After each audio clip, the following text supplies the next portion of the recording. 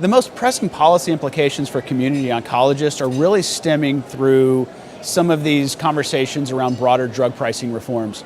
The president in May of last year released his blueprint to reduce the cost of prescription drugs, and included in that blueprint were a number of proposals that were specific to Medicare Part B. These are the infused drugs that community oncologists use on a day-to-day basis that are currently reimbursed at ASP plus 6. The current system protects patient access to timely care and really solidifies the ability of a physician to offer personalized medicine to their patients. A number of the proposals that are included in the blueprint truly fly in the face of those benefits that we're experiencing today. It would be through the creation of a third-party vendor to buy these medications and act as a separate intermediary between the physician and the patient. This would cause enormous amounts of complexity for the community oncology providers. They would have to figure out a way to come up with a new inventory management system, figure out how they actually personalize medicine, make dose adjustments at the point of care. All of those benefits that we value and utilize today are all at risk. And this is in addition to a number of the other proposals around the utilization of step therapy protocols that will newly be allowed in Medicare Advantage plans, crossing Parts B and D.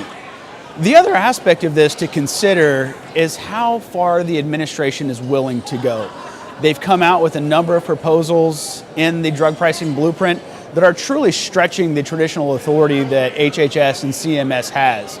What community oncologists should also do is pay attention to a couple of court cases where the administration's ability to stretch their authority are really being tested right now.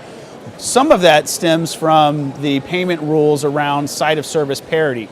Now, this has long been a priority for community oncologists, which was to try to figure out how we can level the playing field in reimbursement and not have this disparity where hospital care costs twice as much as community care, costs patients more and it costs the hospital more.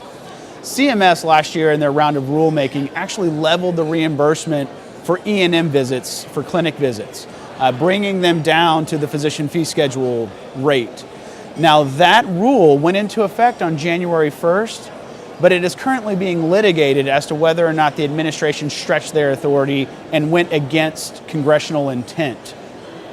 Likewise, the administration's authority is being tested in their recent rule on reimbursement for 340B acquired drugs. 2 years ago, the administration proposed and finalized a rule that would reduce the reimbursement for 340B acquired drugs down to ASP minus 22.5%. Since then, a lot of the hospitals have sued the federal government and argued that they stretched their authority in implementing this cut. And in December of last year, a court actually ruled in favor of the hospitals and issued an injunction to that rate reduction.